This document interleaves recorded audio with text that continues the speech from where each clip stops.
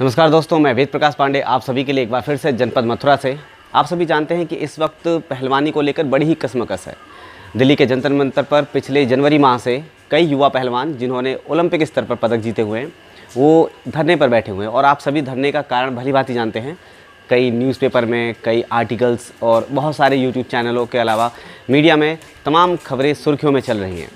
लेकिन इससे ब्रज की पहलवानी को क्या आहत पहुंची है, साथ ही यहाँ के जो गुरु हैं, गोपाल आश्रम अखाड़ा के गुरु शिवालिक चतुर्वेदी जी, वो अपने आज विचार प्रकट करेंगे और बताएंगे कि क्या हुआ है। और कहीं ना कहीं हम ये मान के चलें कि इतिहास में पहलवानी को लेकर एक दाग लग चुका है। यहाँ पर हम किसी पहलवान को समर्थन नहीं कर रहे हैं, लेकिन पहलवानी के लिए क्या कुछ विचार हैं शिवालिक चतुर्वेदी जी के, जानेंगे आप सभी के साथ। दोस्तों, इस वक्त हमारे साथ शिवालिक चतुर्वेदी जी जुड़ चुके हैं। सबसे पहले जानना चाहेंगे कि ये जो घटना इस वक्त चल रही है दिल्ली के जंतर मंतर पर, उसके लिए आपके क्या विचार हैं और आप क्या कहना चाहेंगे? प्रिय दोस्तों, मैं मथुरा से शिवालिक चतुर्वेदी अखाड़ा गोपाल आश्रम का संचालक बोल रहा हूँ। ये जो जंतर मंतर पर आज हमारे देश की हस्तियाँ, एक से एक बेहतर पहलवान जिन्होंने हमारे देश को बुलंदियों पर पहुँचाया, देश का नाम किया, जैसे हमारे कुश्ती खेल में आज मैं देखता हूँ तो पूरे भारत में हमारे सबसे ज़्यादा मेडल कुश्ती में ही हैं और सबसे ज़्यादा परेशानी पहलवानों को हुई है। मुझे इस राजनीति से कोई लेना देना नहीं है, मुझे तो केवल पहलवानी से मतलब है। आज जैसा जो चल रहा है ये बहुत गलत है और दुर्भाग्यपूर्ण है। ऐसा कभी न कभी भविष्य में हुआ और मैं ये आशा करता हूँ ऐसा होना भी नहीं चाहिए। आज हमारे माने हुए पहलवान 6-6 दिन हो गए उनको भूख प्यास को अपने को करके अपनी प्रैक्टिस को और सब चीज़ को छोड़ के और इसके ऊपर लगे हैं न्याय मांगने पर। बड़ी मुश्किल से कोर्ट के द्वारा उनको आदेश मिला है, तब जाके एफआईआर कहीं हो पाई है। अब एफआईआर के बाद में भी वो बताते हैं बीजेपी के दिग्गज नेता हैं, पता नहीं उनको अभी भी विश्वास नहीं है पहलवानों को कि उनको न्याय मिल पाएगा। 6 महीने से कशमकश चल रही है और इस तरह का जो ये चल रहा है हमारी बालिकाओं के प्रति। पहले हमारे पास भी 2-3 लड़कियां थीं जो हमारी बच्चियां नेशनल में भी मेडल लेके आई, स्टेट में भी मेडल लेके आई। हमारा भी बहुत लक्ष्य था भारत केसी और वर्ल्ड केसी और बाहर इंटरनेशनल लेवल में मेडल लेने का।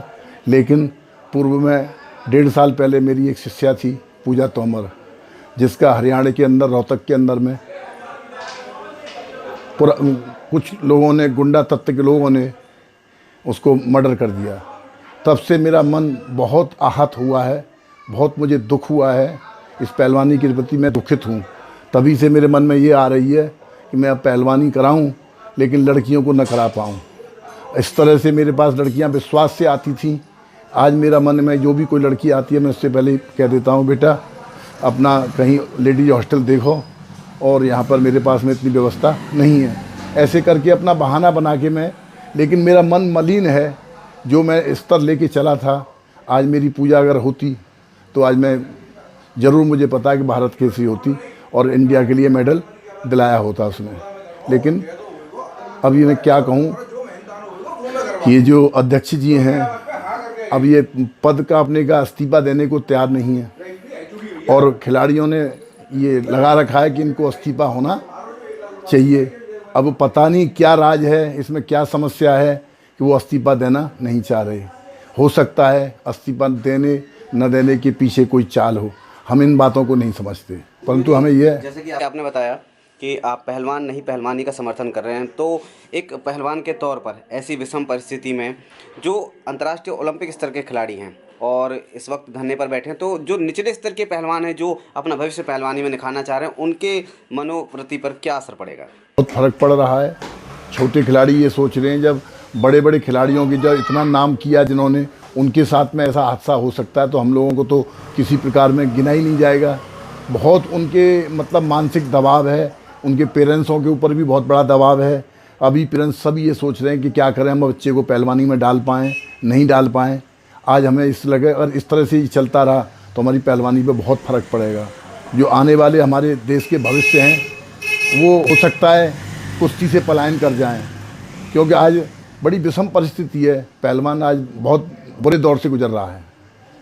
मैं यही कहूँगा कि पहलवानी को आबाद किया जाए और पहलवानों की आवाज़ को सुना जाए और उनको न्याय दिलाने की कृपा की जाए। गुरुजी, हम ये मान के चल रहे हैं कि इतिहास में कहीं ना कहीं ये दाग तो लग ही गया कि पहलवानी में महिलाओं के लिए वो चीज़ें सुचारू व्यवस्था नहीं है जो एक्चुअल में हर गेम की तरह होनी चाहिए।